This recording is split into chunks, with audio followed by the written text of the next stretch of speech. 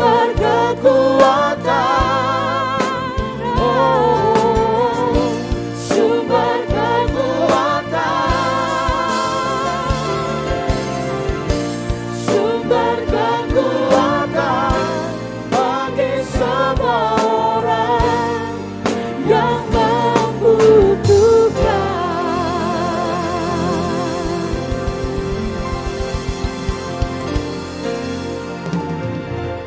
Engkau segala-galanya buat kami, dan tolong kami untuk kami terus menyadari dalam kehidupan kami bahwa kami nggak pernah bisa hidup tanpa Tuhan. Itu sebabnya hari ini kami ada di tempat ini, bukan karena sebuah rutinitas agama yang harus kami kerjakan setiap hari Minggu di tempat ini, bukan juga karena sebuah ritual yang harus kami kerjakan, tapi biarlah siang hari ini kami sungguh-sungguh datang dengan sebuah rasa haus, dengan sebuah rasa lapar akan Tuhan, dengan sebuah kerinduan yang amat sangat kepada Tuhan, karena kami membutuhkan Tuhan dalam hidup kami. Mari nyatakan pribadimu, mari nyatakan kehendak-Mu, mari nyatakan jalan-jalan-Mu kepada kami, supaya kami keluar dari ruangan ini, kami menjadi orang-orang yang mengerti, menjadi orang-orang yang paham, menjadi orang-orang yang diubahkan oleh Tuhan, menjadi orang-orang yang dipulihkan oleh Tuhan. Mungkin cara berpikir kami yang harus diubahkan oleh Tuhan. Mungkin ada sikap, keputusan dan pilihan kami yang harus diubah oleh Tuhan. Itu sebabnya mari nyatakan dirimu kepada kami semua. Lewat firman Tuhan yang sebentar kami akan terima. Karena kami meyakini firman-Mu itu adalah dirimu sendiri. Waktu Engkau menyatakan firman-Mu, Engkau sedang menyatakan pribadimu kepada kami. Buat kami mengenal Tuhan hari ini. So kami berjumpa dengan Tuhan lewat firman dan kebenaran-Mu. Langit dan bumi akan lenyap, tetapi firman Tuhan tetap tinggal kekal untuk selama-lamanya. Kami terbatas, firman-Mu tidak terbatas. Kami sering gagal dalam hidup kami. Firman-Mu tidak mungkin gagal. Firman itu yang kami perlukan pada siang ini. Firman yang hidup dan berkuasa. Biar semua kami dilawat oleh kebenaran firman-Mu yang memerdekakan. Bagi Tuhan segala kemuliaan dari sekarang sampai selama-lamanya. Dalam nama Tuhan Yesus kami berdoa dan mengucap syukur. Semua yang percaya sama-sama katakan amin. Haleluya, puji Tuhan. Silakan duduk. Shalom, selamat siang Bapak Ibu Saudara. Apa kabar? Apa kabar saudara? Ya, yang hadir 200.000 orang, tadi kedengaran cuma 2 orang. Puji Tuhan ya. Saudara sehat semua, puji Tuhan ya, sukacita, terima kasih Pak Stephen, semua para pemimpin di tempat ini memberi kehormatan ini untuk bisa saya membagikan kebenaran firman Tuhan di ibadah dewasa muda ini. Dan saya bersukacita untuk itu saudaraku ya, membagikan kebenaran firman Tuhan adalah sesuatu yang spesial, sesuatu yang istimewa, sebuah kehormatan dari Tuhan tentunya. Nah dalam kesempatan siang hari ini saya ingin membahas kepada saudara bagaimana dalam kehidupan kita Tuhan mau supaya kita semua menjadi pembangun kehidupan. Katakan dulu sama-sama, pembangun kehidupan. Mengapa Tuhan ingin kita menjadi pembangun kehidupan? Karena Tuhan kita adalah Tuhan yang membangun kehidupan. Tuhan kita adalah Tuhan yang selalu bekerja untuk membangun sesuatu. Jadi Tuhan tuh tidak pernah meminta kepada kita melakukan sesuatu yang tidak pernah berasal dari dirinya. Jadi apapun yang Tuhan minta dalam kehidupan kita, semuanya itu berasal dari pribadinya. Itu keluar dari pribadinya, itu keluar dari kualitasnya. Contoh sederhana, kalau Tuhan minta saudara dan saya memberi dalam kehidupan, itu karena apa? Karena Tuhan kita adalah Tuhan yang suka memberi. Amin. Kalau Tuhan mau kita mengampuni dalam kehidupan, karena Tuhan kita adalah Tuhan yang murah dengan pengampunan. Dia pribadi yang kaya dengan pengampunan. Dia pribadi yang limpah dengan pengampunan. Itu sebabnya sekali lagi, kalau Tuhan meminta saudara dan saya melakukan sesuatu dalam kehidupan kita, itu pasti bukan berasal dari luar dirinya. Semua yang Tuhan minta itu berasal dari pribadinya. Amin.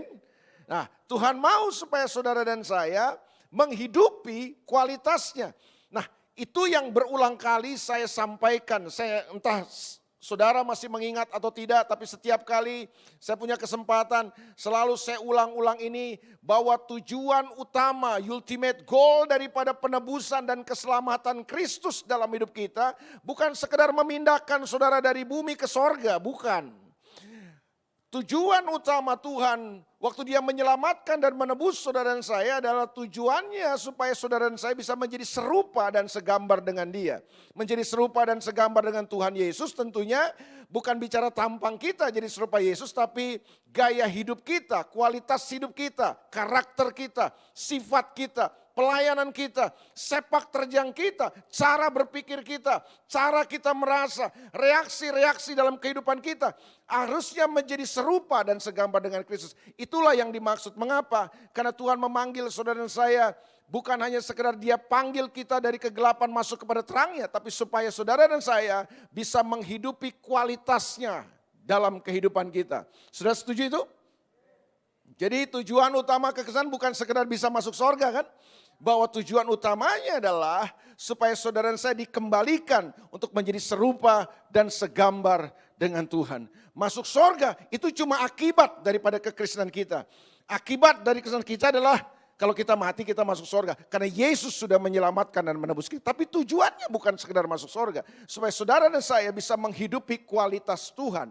Nah, salah satu kualitas Yesus yang perlu bertumbuh dalam kehidupan kita adalah Tuhan kita terkenal sebagai Tuhan yang membangun kehidupan. Itu sebabnya saudara dan saya harus bertumbuh menjadi para pembangun kehidupan.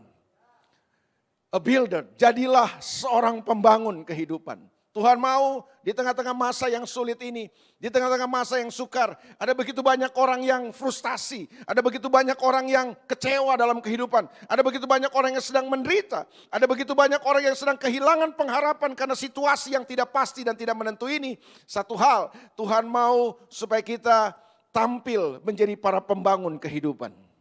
Amin, saudaraku.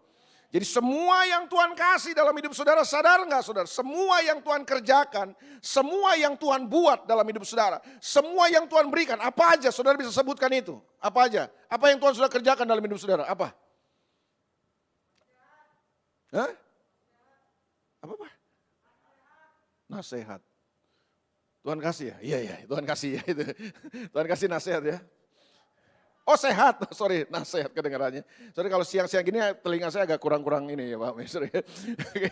Ini jam-jam berbahaya soalnya. Sehat, betul juga sih Tuhan kasih kesehatan ya buat kita. Saudara sehat hari ini? Puji Tuhan. Itu dari mana tuh? Dari Tuhan kan? Iya. Nah kalau Tuhan kasih kesehatan buat saudara, apa sih tujuannya?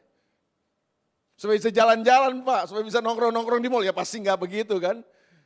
Selalu kalau saudara renungkan baik-baik, bahwa semua yang Tuhan buat, semua yang Tuhan kerjakan, semua yang Tuhan kasih dalam hidup saudara dan saya, semua itu sebenarnya dimaksudkan supaya saudara dan saya menjadi pembangun kehidupan. Ya. Apa ciri seorang pembangun? Nah ini yang saya mau bagikan kepada saudara dalam kesempatan ini. Yang pertama, seorang pembangun dia punya kualitas ini, dia punya tanda ini, dia punya ciri ini. Seorang pembangun itu adalah seorang yang bisa membangun dirinya sendiri di saat atau ketika tidak ada orang lain yang bisa dia andalkan. Saya ulang sekali lagi. Ini kualitas yang perlu ada dalam hidup saudara kalau saudara seorang pembangun kehidupan. Seorang pembangun adalah seorang yang punya kualitas ini. Dia bisa membangun dirinya sendiri di saat nggak ada orang lain yang bisa dia harapkan, yang dia bisa andalkan. Hari-hari ini saya telah ketemu dengan banyak orang yang gampang sekali kecewa dalam kehidupan. Yang gampang sekali frustasi, kehilangan pengharapan. Saya ketemu dengan banyak orang-orang muda, usia-usia muda sekali. Padahal mereka sangat potensial dalam kehidupan. Tapi saya ketemu dengan banyak generasi muda hari ini. Frustasi, terpuruk, down dan lain sebagainya. Saya malah mengerti bahwa begini, oh iya ada banyak orang ketika dia menghadapi atau melewati masa-masa sulit. Apalagi ketika dia merasa bahwa gini, gak ada orang yang peduli kepadanya. Dia merasa bahwa dia sendirian dalam kehidupan. Dan akhirnya dia yang membuat apa? Dia terpuruk, dia hancur. Saudara lihat hari-hari ini, berapa banyak selebritis yang sangat terkenal. Sebenarnya gini, mereka punya banyak hal dalam kehidupan mereka. Tapi cuma gara-gara gini loh, ada sejumlah haters yang kemudian memojokkan dia, menghina dia, membuli dia. Dan dia merasa bahwa hidup ini begitu berat. Mereka akhirnya frustasi, mereka merasa kok saya sudah berusaha melakukan yang terbaik, tapi ternyata begini, ada aja orang yang terus menyerang mereka dengan hujatan-hujatan, mungkin dengan kata-kata yang buruk. Itu yang membuat mereka kemudian tenggelam dalam kekecewaan, rasa bersalah dan lain sebagainya. Dan tidak sedikit dari mereka yang jadi idola daripada generasi muda hari ini. Kemudian memutuskan untuk mengakhiri hidupnya, dia bunuh diri dan lain sebagainya. Ada banyak orang yang dalam kehidupan ini ketika dia melewati masa-masa sulit, dia merasa sendirian, gak ada orang yang peduli, dan kemudian akhirnya mereka terjebak dalam pusaran arus pergaulan yang merusak, menghancurkan dan lain sebagainya. Saya beberapa waktu lalu mengikuti berita, saudaraku ya, jalannya persidangan dari seorang selebritis kita. Mungkin saudara, saya nggak tahu lah, saudara mengikuti nggak berita ini? Oh ya, mungkin jemaat sini suka bacanya Alkitab aja gitu Pak ya, nggak suka baca-baca berita gitu lagi. Kalau saya masih baca-baca berita gitu sih. Jadi waktu pengadilannya Nia Ramadhani, saudara ikuti nggak? Itu dia dipanggil untuk jadi saksi waktu itu kan. Bahwa kesaksiannya ini waktu saya baca berita itu kemudian saya mikir, saya mulai mengerti bahwa iya ada banyak orang sebenarnya yang terjebak dalam pusaran itu tanpa dia sadari, saudara. Kenapa dia kesaksiannya gini? Kenapa dia akhirnya jatuh dalam jerat narkotika gitu, obat-obatan drugs gitu kan? Nah, itu lucu lah. Dalam arti kata saya sebenarnya simpel, sebenarnya kok sepele aja, tapi ternyata tanpa kita sadari ya banyak orang kayak begitu tuh.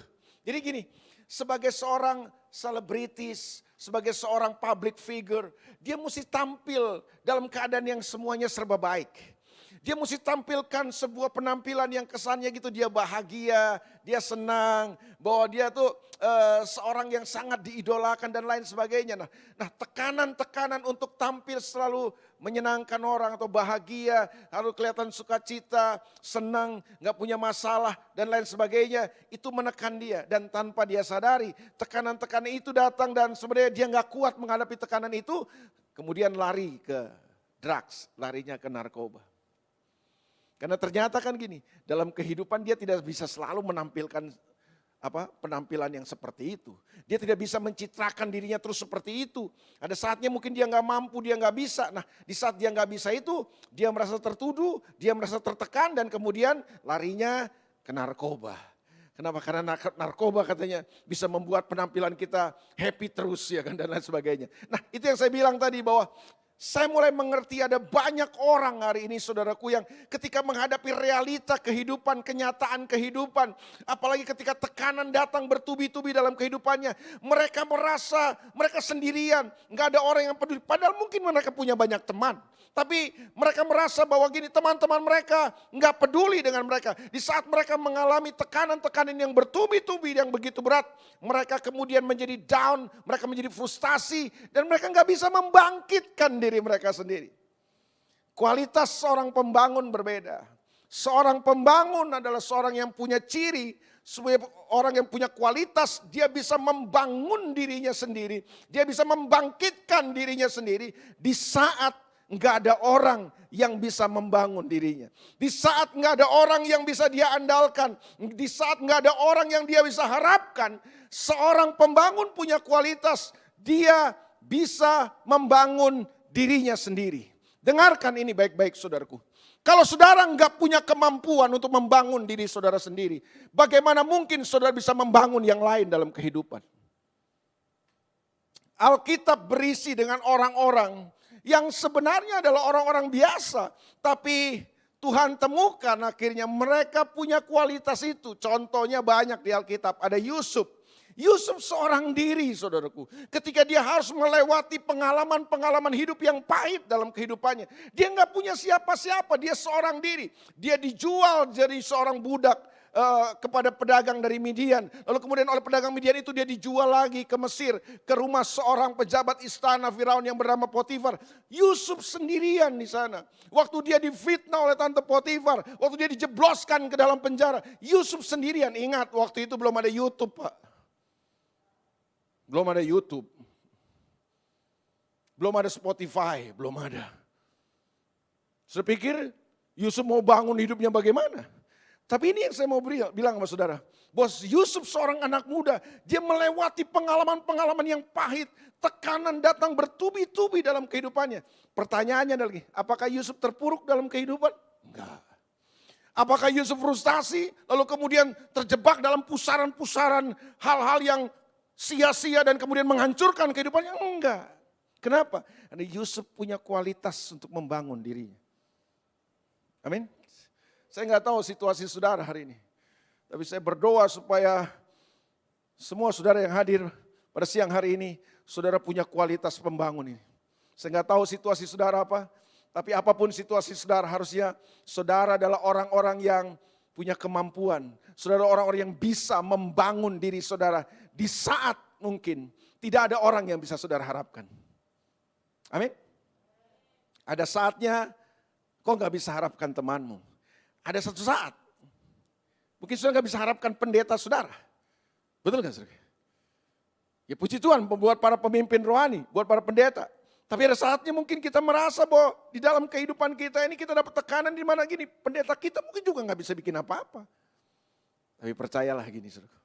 Tuhan mau supaya kita hari ini punya kualitas ini. Bisa membangun diri kita sendiri. Beberapa waktu lalu saya khotbah di tempat ini, saya ingat sekali. Saya membahas tentang the power of suffering. Kekuatan sebuah penderitaan. Saya menyinggung tentang kisah dari seorang hebat di Alkitab namanya Daud. Coba kita lihat dulu sama-sama ya. 1 Samuel pasal yang ke-30 ayat yang ke-6. Daud adalah seorang anak muda biasa sebenarnya. Tapi dia punya kualitas ini. 1 Samuel pasal 30 ayat yang ke-6. Sebelum saya akan bacakan ayat ini kepada saudara, saya mau kasih background daripada kisah ini. 1 Samuel 30 ayat yang ke-6, kalau saudara perhatikan mulai dari ayat yang pertama atau mulai saudara baca pasal 27, pasal 28, pasal 29. Itu pasal-pasal sebelum pasal 30. Daud ini mengalami tekanan yang bertubi-tubi dalam kehidupannya. Singkat cerita gini, dia melarikan diri dari kejaran Saul, lalu kemudian dia minta suaka politik kepada Raja Filistin. Seorang Raja Filistin yang bernama Akhis.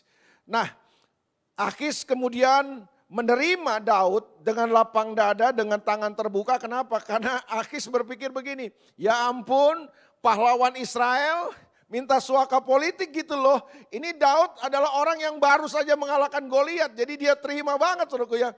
Jadi saudaraku singkat cerita Daud kemudian dipekerjakan oleh Raja Akhis. Nah sebagai upah Raja Akhis kemudian memberikan Siklak kepada Daud. Dan teman-temannya, pasukannya. Jadi Raja Akhis memberikan satu tempat namanya Siklak. Untuk Daud dan pasukannya atau prajurit-prajurit atau teman-temannya ini untuk tinggal di sana. Nah satu kali Raja Akhis, raja-raja Filistin ingin maju berperang. Dan ternyata waktu mereka rapat untuk menyusun strategi perang yang harus mereka terapkan dalam peperangan itu. Kemudian raja-raja Filistin yang lain menolak kehadiran Daud karena mereka takut Daud menjadi pengkhianat di antara mereka. Singkat cerita Daud kemudian ditolak. Daud di PHK, diputus kontrak Pak. Daud kehilangan pekerjaan. Daud dihina, Daud direndahkan, bahkan Daud dilecehkan sebenarnya. Seorang pahlawan Israel yang diurapi Tuhan ditolak oleh Raja Filistin. Daud dan pasukannya kemudian dalam keadaan yang kecewa, dalam keadaan yang galau karena di PHK kehilangan pekerjaan. Lalu kemudian mereka pulang. Dalam keadaan sedih mereka pulang ke Siklak.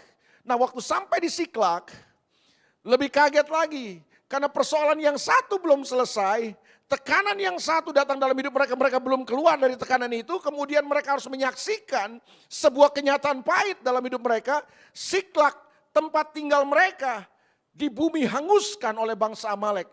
Jadi rupanya waktu mereka berangkat, bangsa Amalek datang hantam Siklak.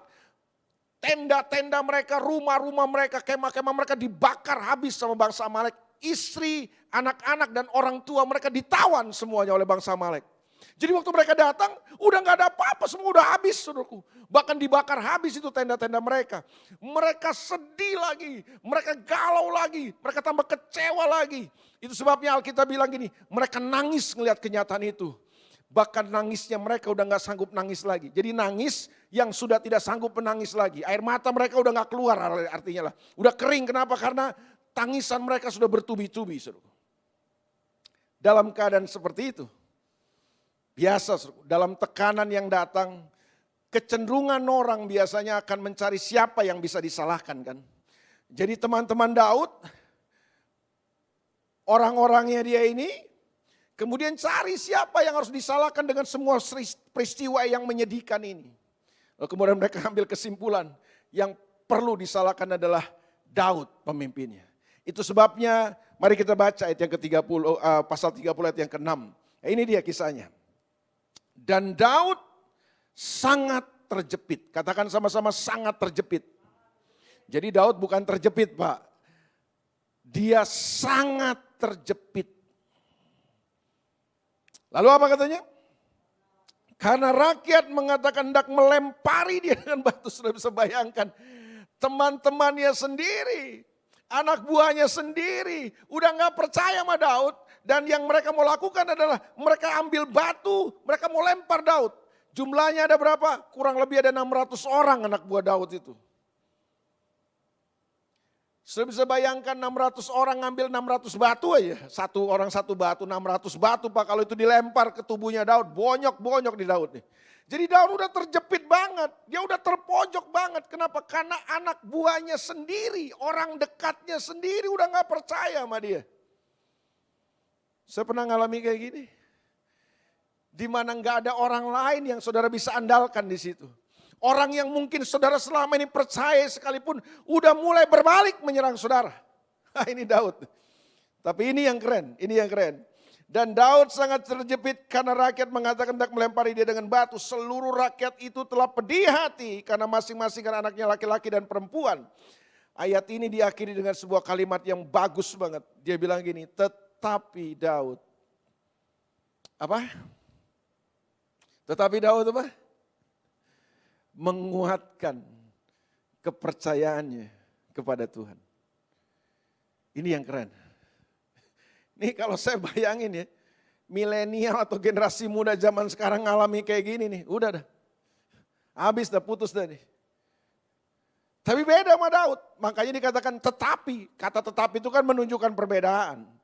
Ada orang-orang yang berbeda, ada orang-orang ternyata yang punya kualitas pembangun, itulah Daud.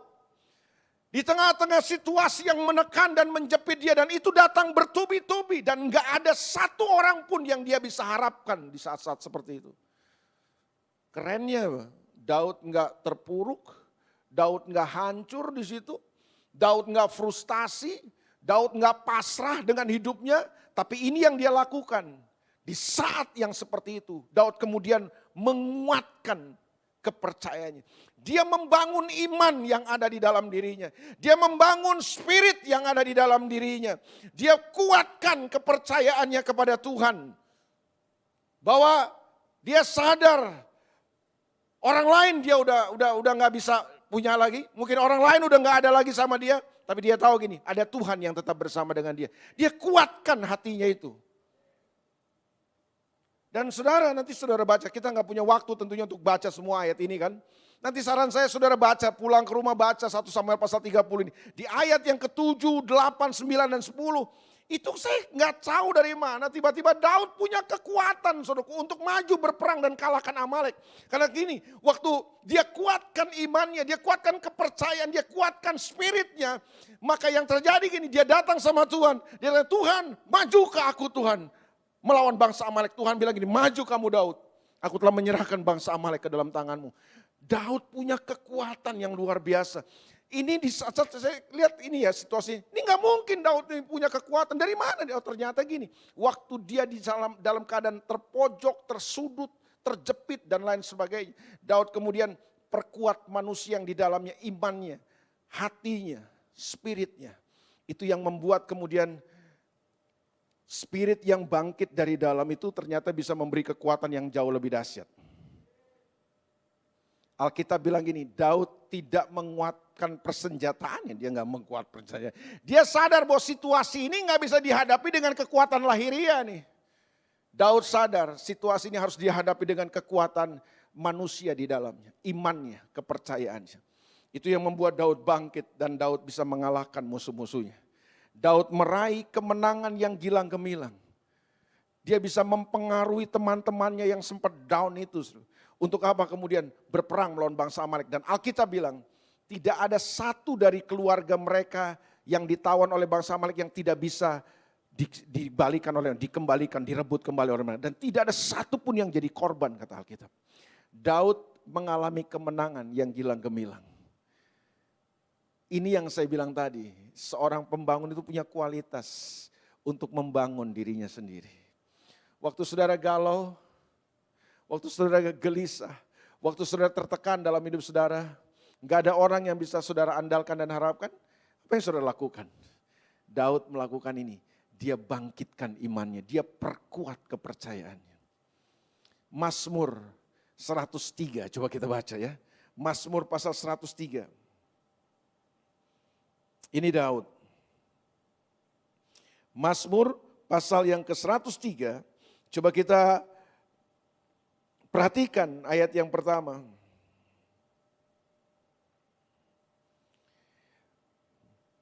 Pujilah Tuhan, hai jiwaku. Pujilah namanya yang kudus, hai segenap batinku. Pujilah Tuhan, hai jiwaku. Dan janganlah lupakan segala kebaikannya. Jadi saudaraku, di saat-saat mungkin gini Daud gak punya mood untuk memuji Tuhan. Mungkin karena situasi dan keadaan yang dihadapi terlalu berat, terlalu menekan dia. Tapi enggak, Daud itu tipe orang yang gini, dia bisa memotivasi dirinya sendiri untuk bangkit saudaraku.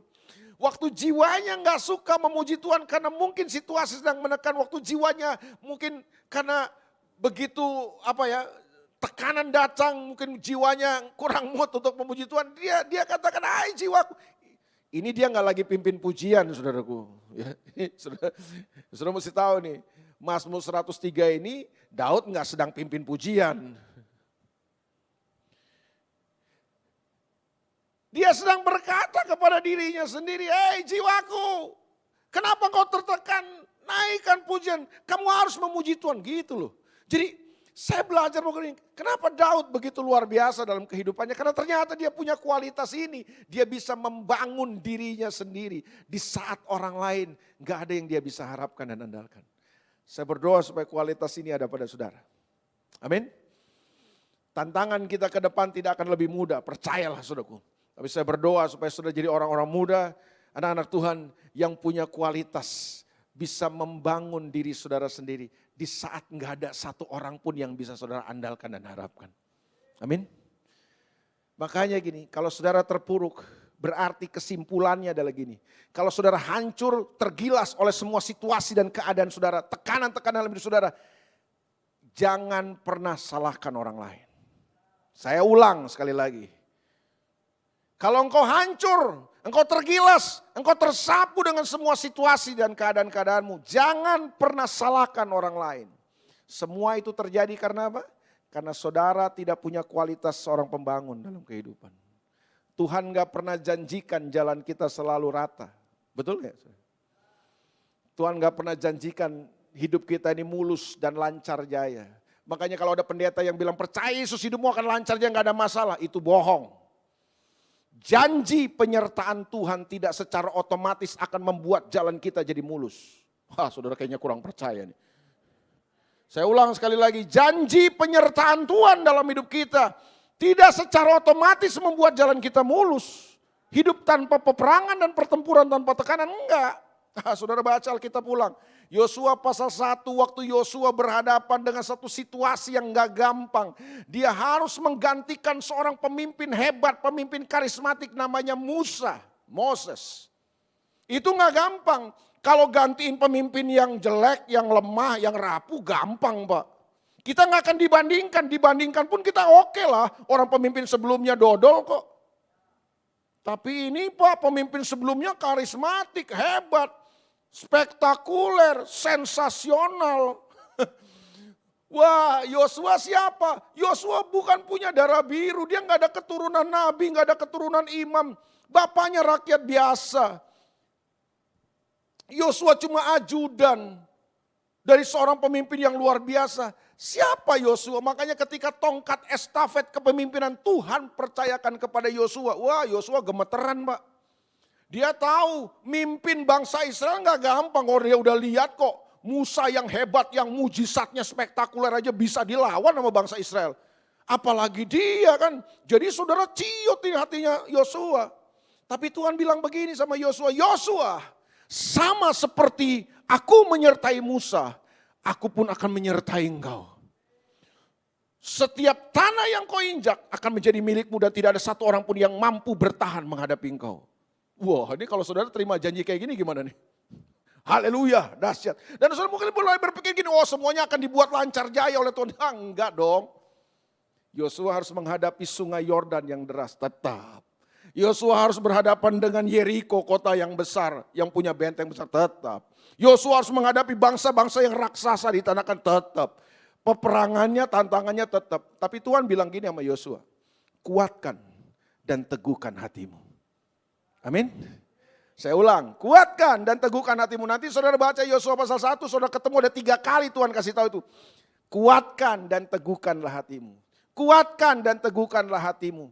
Janji penyertaan Tuhan itu yang saya bilang tidak otomatis menghindarkan saudara dari masalah dan tantangan kesulitan, tidak. Janji penyertaan Tuhan ya, janji bahwa tidak ada orang yang mampu bertahan melawan kau, yes. Janji kemenangan, amin. Tapi itu semua tidak pernah secara otomatis menghindarkan kita dari kesulitan, tantangan dan peperangan dalam hidup kita. Bagaimana kita bisa menang dan meraih janji Tuhan? Gimana? Kuatkan dan teguhkan hatimu. Loh, yang mesti kuatkan siapa, Pak? Kita doa, Tuhan kuatkan hati. Ya Tuhan bilang kuatkan dan teguhkan hatimu, kita suruh Tuhan yang kuatkan. Tuhan suruh apa? Kita yang kuatkan. Loh, pelajari Alkitab saudara dong. Tuhan suruh siapa yang kuatkan? Kita. Nih kalau misalnya saya Tuhan, kuatkan dan teguhkan hatimu. Itu maksudnya apa? Ya saudara yang mesti kuatkan hati. Tuhan akan memberi penyertaannya, Tuhan akan menggenapi janjinya. Cuma untuk meraih janjinya itu kan gak mudah. Ada tantangan. Makanya modal kamu adalah apa? Kuat dan teguh hatimu. Nah siapa yang kuatkan dan teguhkan? Ya kita sendiri dong. Coba baca ulang kitab Yosua itu. Kuatkan dan teguhkan hatimu Yosua. Jadi Tuhan suruh Yosua yang kuatkan hatinya. Kalau kita Tuhan kuatkan hatiku. Enggak, kita yang harus kuatkan dan teguhkan hati kita. Amin. Bangun diri saudara. Yang kedua, yang terakhir. Apa kualitas, saya 2 aja lah. Nanti yang ketiga, yang keempat Pak Stephen dan Pak Robert yang akan, siapa tahu nanti ada yang kelima, ada yang keenam saudara ya. Saya hari ini saya bagikan 2 aja kualitas daripada seorang pembangun. Yang pertama, kualitasnya adalah seorang pembangun dia bisa membangun dirinya sendiri. Ketika tidak ada orang lain yang bisa diharapkan dan andalkan. Yang kedua, ini kualitas seorang pembangun.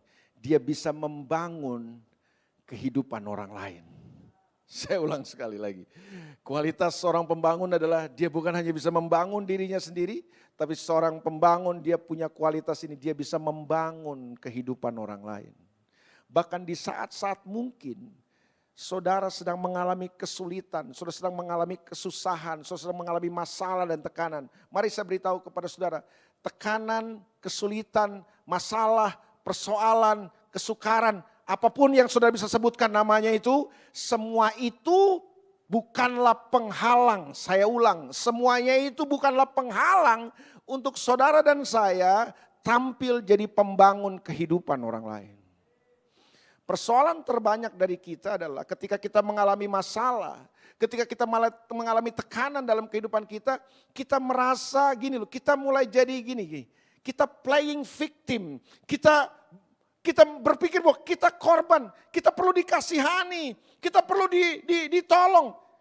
Kita merasa begini, orang perlu perhatian sama kita, orang mesti peduli dong, orang mesti tolong saya dong. Enggak, kesulitan, kesukaran bukan penghalang untuk saudara kemudian bisa jadi berkat buat orang lain. Amin saudaraku. Ini terbanyak saya ketemu gitu. Kemana tuh orang itu ya, kok gak ada pelayanan lagi? Biasanya dia semangat tuh, kemana-mana suka pelayanan segala macam. Oh lagi ada masalah, lagi banyak masalah. Loh Banyak masalah bukan penghalang untuk saudara jadi pembangun kehidupan. Prinsipnya gini, saudara ya. Bahwa semua yang Tuhan kasih dalam hidup kita, itu yang saya bilang tadi di awal. Semuanya itu dimaksudkan bukan untuk kita nikmati sendiri, tapi supaya kita bisa membangun kehidupan orang lain. Kita jadi berkat buat orang lain. Lewat hidup saudara, lewat karunia, talenta, bakat, apalagi berkat. Semua yang Tuhan kasih kesehatan, apalagi potensi, semua yang Tuhan kasih pengetahuan, semuanya itu diberikan Tuhan kepada saudara, itu bukan sekedar untuk saudara sendiri. Dia kasih buat kita supaya kita bisa menjadi salurannya untuk memberkati orang lain. Masalah, kesulitan, keadaan yang sukar bukan penghalang untuk saudara jadi berkat. Itu sebabnya mulai saat ini nih kalau saya sampaikan firman Tuhan ini, mulai besok. Nggak ada lagi yang tunggu-tunggu ini. Kapan saya dibesuk ya, kapan saya dibesuk. Udah nggak zaman lagi gitu. Amin. Kita minta dikunjungi, dibesuk. Kenapa? Kamu yang paling menderita di dunia ini. Ada orang yang lebih menderita dari kamu. Halo? Saya nggak marah, saya cuma bergairah menyampaikan ini kepada saudara. Bertahun-tahun kekristenan senangnya gitu, dibesuk, dikunjungi. Apalagi kalau kenapa dia nggak muncul? Lagi lemah, ya ampun. Justru di saat saudara sedang mengalami kesulitan, itu kesempatan terbaik untuk saudara jadi berkat buat orang lain. Saudara kayaknya kurang percaya sama saudara.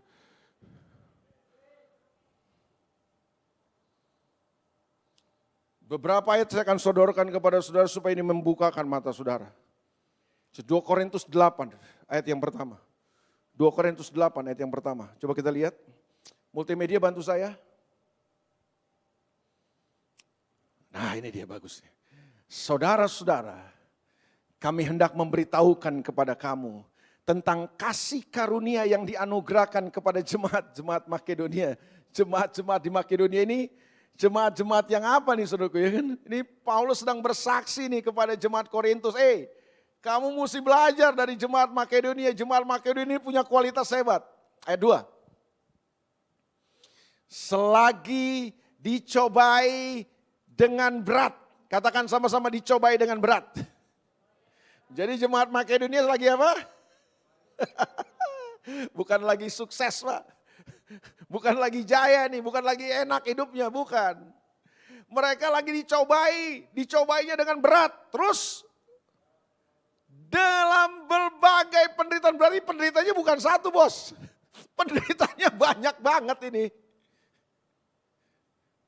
Kamu baru satu masalah aja udah merasa paling menderita sedunia. Sadar dong bos.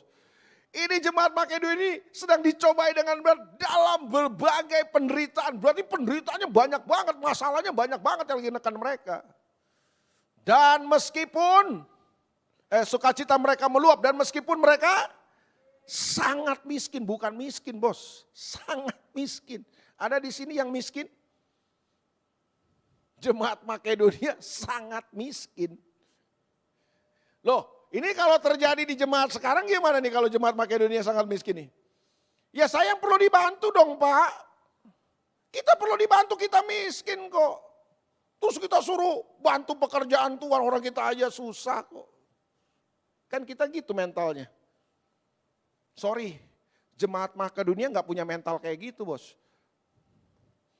Mereka sangat miskin, bukan miskin, sangat miskin.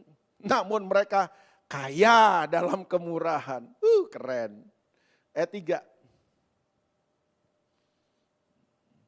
Aku bersaksi kata Paulus bahwa mereka telah memberikan menurut kemampuan mereka, bahkan melampaui kemampuan mereka. Ya ampun.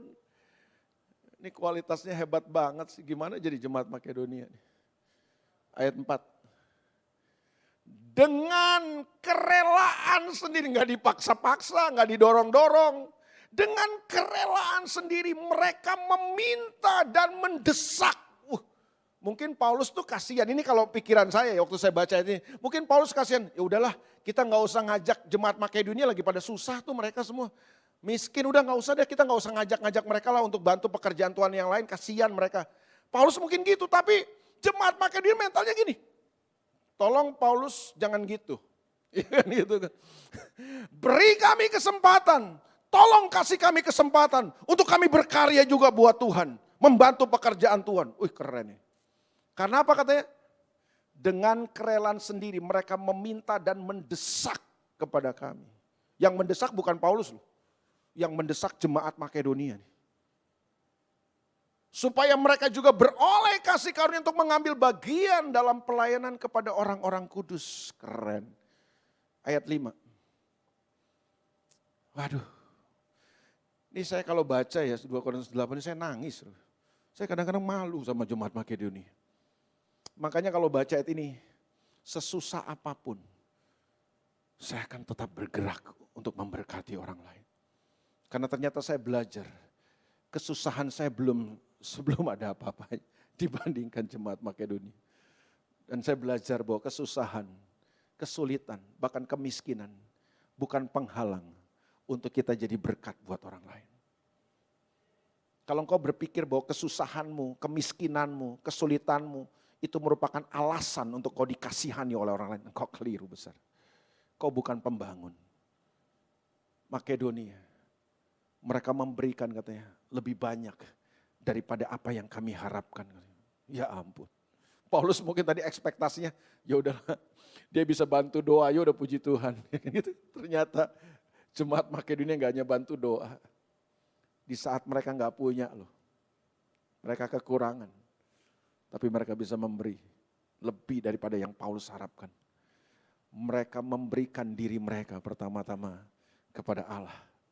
Kemudian oleh karena kehendak Allah juga kepada kami. Jemaat Makedonia itu punya kualitas pembangun. Mereka membangun kehidupan orang lain. Masalah, kesulitan, kemiskinan mereka bukan penghalang. 2 Korintus pasal yang pertama. Saya janji beberapa ayat ini. Kalau ayat ini tidak cukup bisa mendorong saudara, saya serahkan kepada Roh Kudus. Ya. Saya udah gak tahu lagi mau caranya bagaimana menjelaskan kepada saudara. Ya. 2 Korintus pasal yang pertama, ayat yang ketiga dan ayat yang keempat. Firman Tuhan bilang gini. Terpujilah Allah Bapa Tuhan kita Yesus Kristus, Bapa yang penuh belas kasihan dan Allah sumber segala penghiburan. Dia sumber segala penghiburan dalam hidup kita. Terus ayat yang keempat.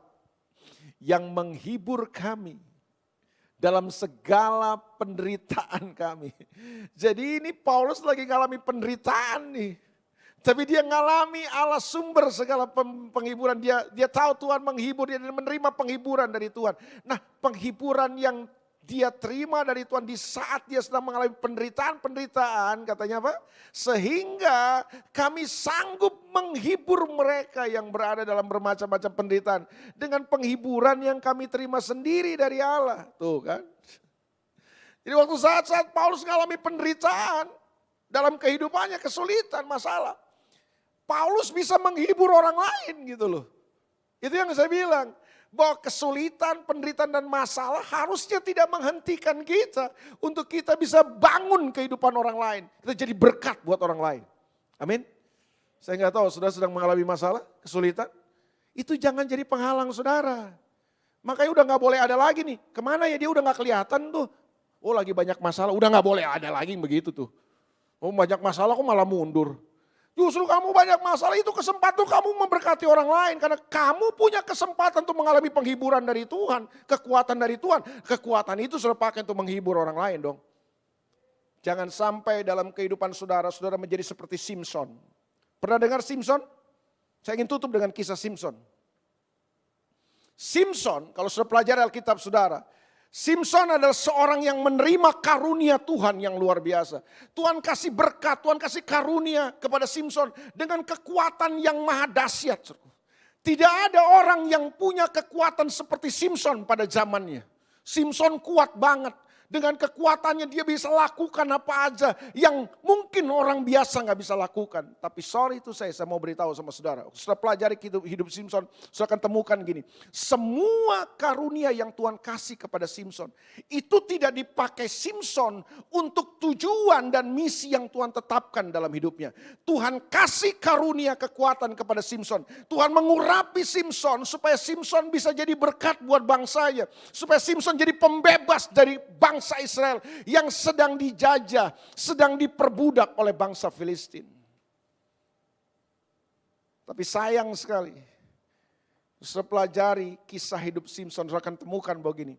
Semua kehebatan yang Tuhan kasih dalam hidup Simson, kekuatan yang Tuhan kasih, ternyata Simson gunakan cuma untuk menyelesaikan masalah-masalah dirinya sendiri.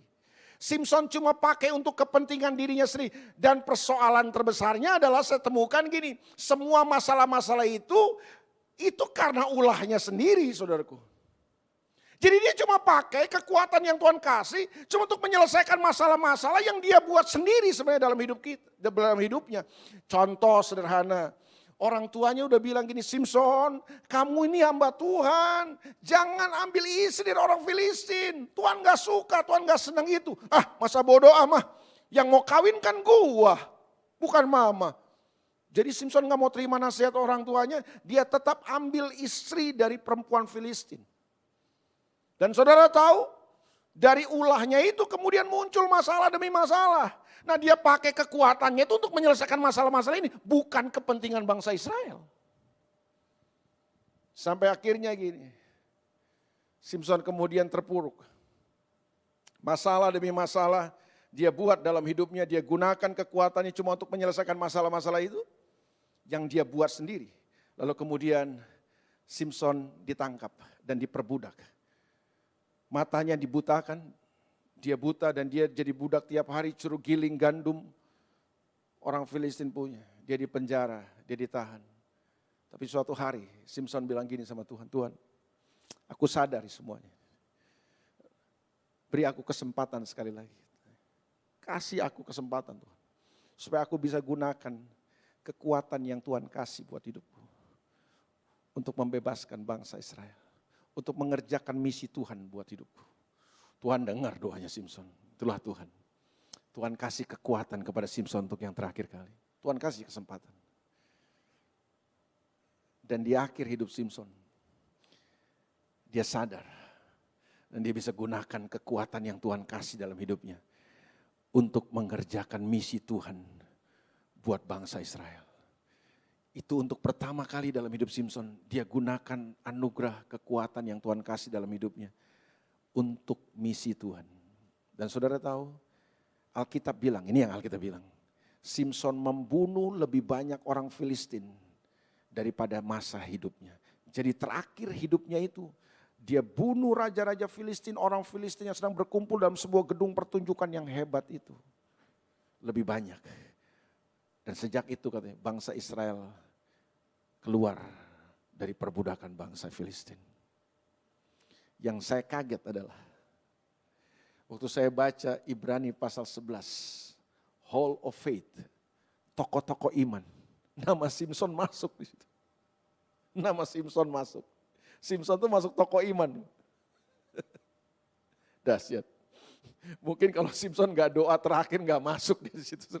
Tapi kenapa Simson masuk daftar tokoh-tokoh iman? Karena Simson sadar di akhir hidupnya bahwa semua karunia yang Tuhan kasih harusnya dipakai untuk membangun kehidupan orang lain. Hari ini jangan egois dalam kehidupan saudara. Pakailah semua berkat, semua talenta, semua potensi, semua karunia yang Tuhan kasih dalam hidup saudara. Bukan untuk diri saudara sendiri. Bangunlah hidup orang lain. Jadi berkat buat orang lain. Jadilah pembangun kehidupan. God bless you. Tuhan berkati saudara. Mari kita datang sama Tuhan. Haleluya. Kita bangkit berdiri sama-sama saudara. Saya berdoa supaya saudara menjadi pembangun kehidupan.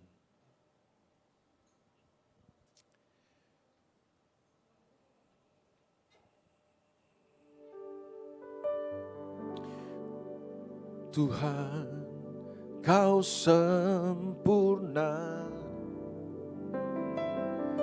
dalam rencana-Mu dan karya-Mu. Ku serahkan hidupku, murnikan dengan Roh-Mu. Tuhan, Kau sempurna dalam rencanamu dan karyamu. Ku serahkan hidupku, murnikan dengan rohmu. Hidupku menggenapi firman-Mu, tanda mujizat sertai tiap langkahku. Kau bersamaku di dalamku, jadi bukti kebesaran-Mu. Sekali lagi sama-sama katakan, hidupku menggenapi firman-Mu, tanda mujizat sertai tiap langkahku. Kau bersamaku di dalamku, jadi bukti kebesaran-Mu, jadi bukti kebesaran-Mu, jadi bukti kebesaran-Mu, jadi bukti kebesaran-Mu. Mari beberapa menit ini renungkan firman Tuhan. Sudahkah engkau jadi pembangun kehidupan? Situasi masalah harusnya tidak menjadi penghalang untuk kita jadi pembangun kehidupan. Kalau ada 1-2 orang di tempat ini yang hampir menyerah dalam kehidupan, hari ini bangkitkan imanmu, kuatkan hatimu, teguhkan hatimu. Tuhan ada buat saudara. Tuhan gak pernah tinggalin saudara. Janjinya tetap buat saudara.